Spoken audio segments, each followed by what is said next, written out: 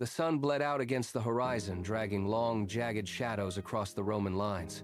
Julius Caesar sat motionless, his gaze fixed on the dense, fog-choked wall of the forest. Behind him, the legion stood as a singular, iron-willed entity. No man spoke, no horse stamped the earth. The discipline was absolute, yet the air defied the silence. It tasted of sulfur, thick and cloying.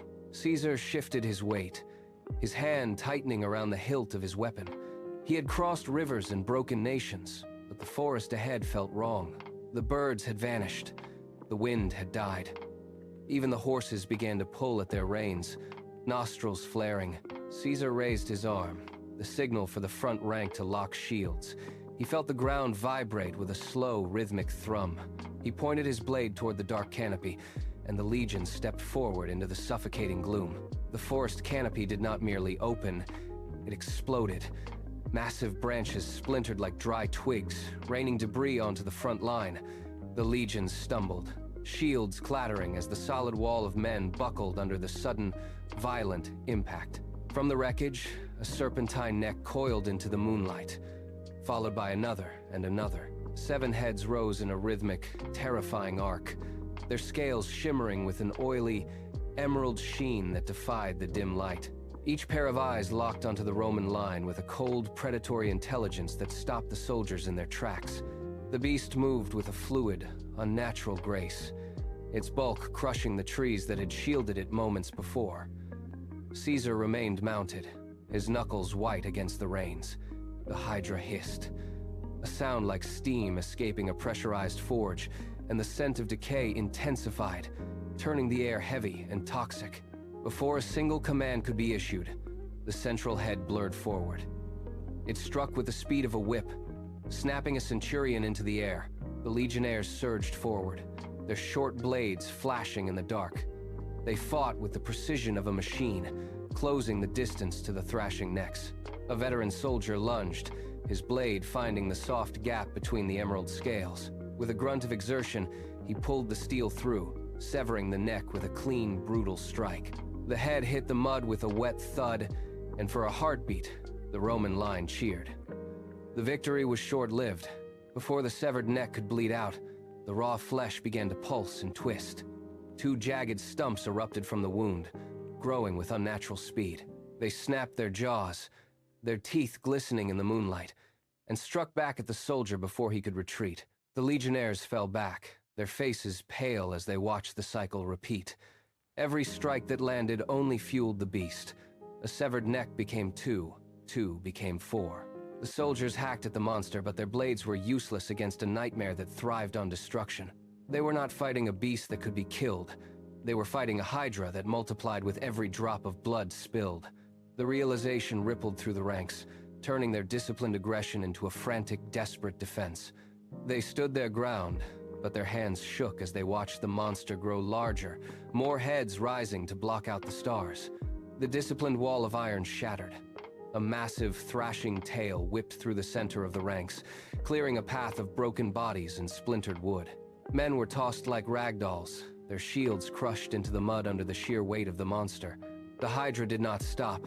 It surged forward, its rhythmic, thunderous movement shaking the earth beneath the soldiers' feet. Panic, cold and sharp, began to ripple through the lines. A soldier reached for a torch to maintain the light, but the beast's movement knocked the iron stand aside. The flame hit the wet ground and hissed into nothingness. One by one, the torches fell. The light vanished, leaving the legionnaires in a suffocating, pitch-black void. They could hear the beast breathing, a wet, rattling sound that seemed to come from every direction at once. The formation was gone. Men collided with one another in the dark, shouting commands that no one could hear over the roar of the monster. The ground beneath them was slick with blood. The Hydra's heads loomed in the shadows, their eyes glowing like embers in the gloom, tracking the terrified men. The nightmare had finally broken them. Caesar sat motionless on his horse, his eyes scanning the carnage. The screams of his men and the wet thud of the monster's tails filled the air. He watched a soldier strike at a neck, only to have 2 more erupt in its place. He saw the futility of the steel. The legions were being ground into the mud, their discipline replaced by the raw instinct to survive. He did not look away. He did not retreat. He pulled his horse to a halt, his posture rigid against the chaos. He raised his hand, fingers sharp against the night sky, and signaled his officers. The command rippled through the remaining ranks. It was a desperate gamble, a shift from the sword to the flame. He pointed his blade toward the supply wagons, then toward the bleeding, regenerating necks of the beast. The message was clear. The soldiers understood. They dropped their heavy blades into the muck. They scrambled toward the wagons, grabbing the pitch torches that had been left behind. Caesar watched as the first of them turned back, fire held high in their hands. The strategy had changed. The time for precision was over. The time for fire had begun. He spurred his horse forward, leading the pivot, his gaze locked on the emerald scales of the Hydra. The soldiers moved in synchronized pairs, a lethal dance against the regenerating nightmare. One man lunged, his blade biting deep into the thick emerald neck. As the head fell, the stump began to twitch and bulge, preparing to sprout anew. Before the flesh could knit, his partner surged forward, thrusting a burning pitch torch directly into the raw, exposed center. The Hydra shrieked, a sound that vibrated through the very ground and rattled the teeth of every man nearby. The monster thrashed, its massive body slamming into the earth, but the soldiers held their ground. They worked with frantic, brutal efficiency. One hack, one sear. The air grew heavy with the suffocating, acrid stench of burning scales and charred meat. A soldier slipped on the blood-slicked mud, falling beneath the reach of a lashing tail, but his comrade did not hesitate. He jammed the flame into the nearest open wound, forcing the beast to recoil. The Hydra's movements became erratic, its head snapping at the air in blind agony. Every time a neck was cauterized, the stump blackened and remained still, refusing to regrow. The soldiers ignored the heat radiating from the torches and the spray of ichor hitting their faces. They were relentless, closing the distance, turning the monster's own biology against it. The shrieks grew higher, more desperate, as the fire spread across the beast's frame. The Hydra's movements slowed, its massive frame shuddering under the relentless heat. The emerald scales, once shimmering and impenetrable, were now blackened and curling away from the flesh beneath.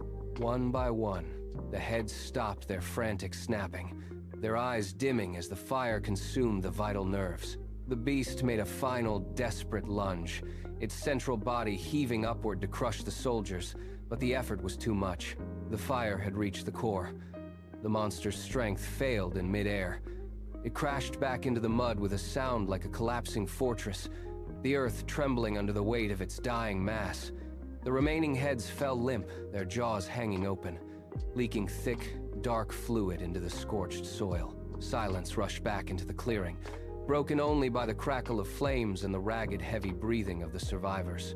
The Hydra lay motionless, a sprawling, charred ruin that spanned the length of the field. Battle was over. The first light of dawn bled over the horizon, turning the thick clouds of smoke into a bruised gray haze. It revealed the true scale of the destruction. The field was a churned landscape of mud, ash, and broken bodies. Where the legions had stood in perfect iron-willed lines, there were now only scattered piles of debris and the quiet, rhythmic groans of the wounded. Caesar moved through the wreckage with a slow, measured gait. He stepped over discarded shields and splintered wood, his boots sinking into the blood-soaked earth. He did not look for glory. He looked for his men. He found them in the hollows and the trenches, their faces smeared with soot, their bodies twisted in the final positions of their struggle. The silence of the morning was absolute, broken only by the distant, hollow whistle of the wind. He reached the center of the clearing, where the massive, burnt remains of the monster lay like a fallen mountain. The heat still radiated from the carcass. Caesar stopped. He surveyed the decimated ranks of his survivors, the weight of the victory pressing down on him, heavy and absolute. Caesar stood motionless before the colossal, burnt carcass. The heat had faded, leaving only the acrid, biting scent of sulfur and cold ash. He leaned in, his gaze fixed on the hollow, dead socket of the central head. The eye was a dull, glassy orb, clouded by the fire. He waited for a sign of finality, but the silence of the field felt wrong. It was too heavy, too expectant. He took a step closer, his boots crunching on the brittle, charred remains of the beast's scales. Then, it happened. A microscopic shift in the light. The dead eye flickered. It was a deliberate mechanical twitch. Caesar froze, his hand tightening on the hilt of his sword. Beneath the blackened, cracked skin, a faint, rhythmic pulse began to beat. Thump, thump, thump. The sound was not a heartbeat. It was the rhythmic grinding of something ancient and unyielding. The fire had not killed the nightmare. It had only forced it into a deep, waiting slumber. The beast was not dead. It was merely resting, drawing strength from the very earth that had been soaked in the blood of the legions. Caesar watched as the pulse grew stronger, a slow, dark thrumming that vibrated through the ground and up into his feet. The victory was a lie. The nightmare was waking up.